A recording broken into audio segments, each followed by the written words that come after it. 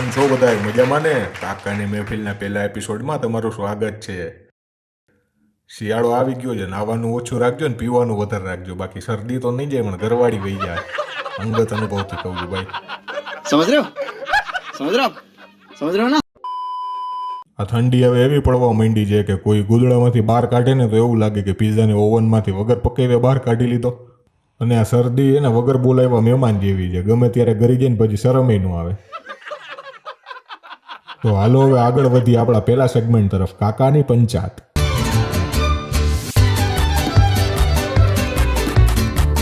આ ઠંડી હવે એવી પડવા માંડી છે કે સવારે ઉઠો તો કામ ધંધે જવાનું મન ન થાય ને રાતે હુવા જાય ને ત્યારે ગોદડું ઓઢીએ એટલે એમ લાગે કે બરફની પાઇટ ઉપર કોકે હુવડાવી દીધા કે હું. એક તો મારે સવારે ઉઠાતું નથી અને આ તમારા કાકી મને હવારમાં જીમ જવાનું કે કસરત કરવાનું કે. હવે એને કોણ સમજાવે કે આ ઉંમરે કસરત કરવાથી જોની લીવર કોઈ દી રિતિક રોશન ન બને ભાઈ. પાછી તો જાણે કેટરીના હોય ને એની જેમ બને કે આ તો ઠીક હું આવી, બાકી તમારી લગ્ન કોણ કરત. મારે એને તો કહેવાય નહીં પણ તમને કહી દઉં, લીવનાને હે ને કોઈ દી ગાભો મારવાથી લીવના બુલેટ ન બને.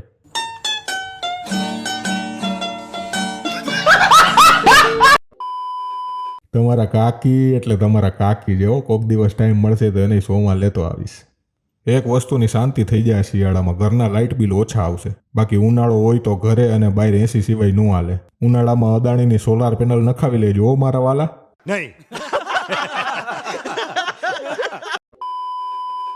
આ કોઈ પ્રમોશન નથી પણ આ અદાણીથી યાદ આવ્યું કે ધ્યાન રાખવું ભાઈ શેર બજારમાં. ક્યારે કોનો લીટો લાગી જાય ને કોઈને ખબર નથી પડતી. પછી આપણે આપણી લીટી વધારવા કોઈ બીજાની લીટી ભૂસવી પડે એ વ્યાજબી ન કહેવાય. એટલે જે કરો એ સમજી વિચારીને કરજો.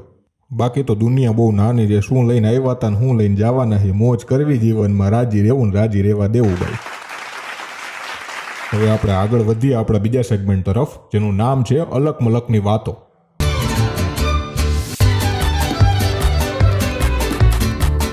સ્વાગત છે તમારું આપણા નવા સેગમેન્ટમાં. નામ સાંભળીને જ આઈડિયા આવી ગયો હશે તમને.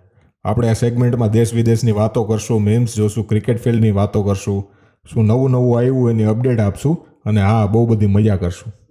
બાકી તમને તો ખબર જ છે તમારા કાકા હોય ને મોજ પહેલાં હોય, બાકી બધું પછી.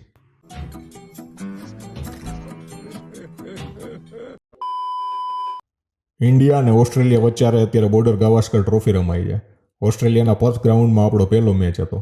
એમાં ઇન્ડિયા 150 રનમાં ઓલ આઉટ થઈ ગયું. પછી ઓસ્ટ્રેલિયાની બેટિંગ આવીને એની વિકેટ ઉપર વિકેટ વહી ગઈ. પછી આવ્યો મિચેલ સ્ટાર્ક બેટિંગમાં અને એની સામે આવ્યો હર્ષિત રાણા બોલિંગમાં. સ્ટાર્ક હર્ષિત રાણાને કે હું તારા કરતાં સ્પીડમાં બોલિંગ કરી શકું છું, ના મને યાદ રહેશે. અને ઓસ્ટ્રેલિયા 104ના સ્કોર ઉપર ઓલ આઉટ થઈ ગયું. પછી આવ્યો આપણો વારો બેટિંગનો ને ઓપનિંગમાં આવ્યા આપણા યશસ્વી જયસ્વાલ. યશસ્વી જયસ્વાલ સામે આવ્યો મિચેલ સ્ટાર્ક બોલિંગમાં. જયસ્વાલ સ્ટાર્કને કહે બહુ ધીમા બોલ આવે છે ભાઈ તારા. જયસ્વાલે માર્યા 161 રન અને સ્ટાર્ક ભાઈને હું હારા એવા ધોયા છે ભાઈ. વર્લ્ડ કપનો ગુસ્સો ક્યાંક તો નીકળવાનો જ હતો ભાઈ. મજા આયા और मैं ये जो मजा है हिंदुस्तान के हर व्यक्ति को देना.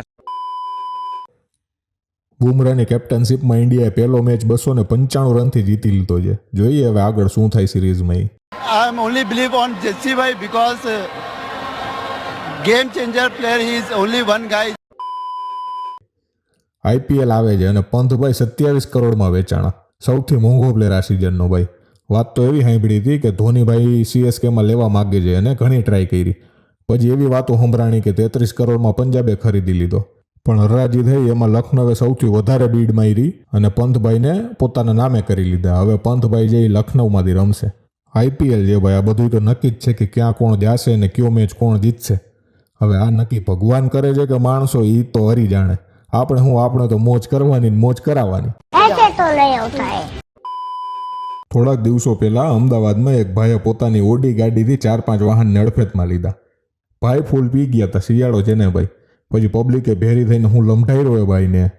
ભાઈ મીડિયામાં આવ્યા, ભાનમાં તો હતા નહીં કેમ કે શિયાળો છે, ભાઈ તો પી ગયા હતા.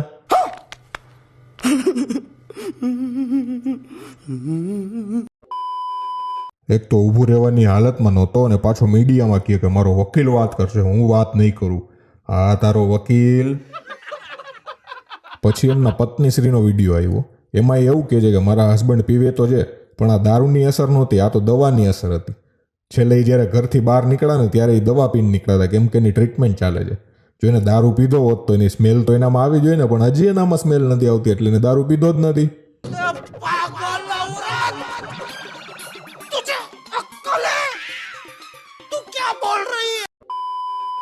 આમાં તો ગદનો દવા પીવામાં ધ્યાન રાખવું પડશે. ધર્મ સંકટમાં નાખી દીધા આ બધાએ ભેગા થઈને. તો શિયાળો આવે છે, શરદી થાય તો દવા પીવી કે દારૂ? ये बड़ी अच्छी बात कही आप. હવે તમે જ બધા મારા સંકટના તારણહાર છો ભાઈ. તમે જ બધા કોમેન્ટ કરીને કયો મને કે દવા પીવાય કે દારૂ. કોમેન્ટમાં તમે ટોપિક પણ સજેસ્ટ કરી શકો છો, નવા નવા સેગમેન્ટ કયા લઈ આવવા એ પણ સજેસ્ટ કરી શકો છો.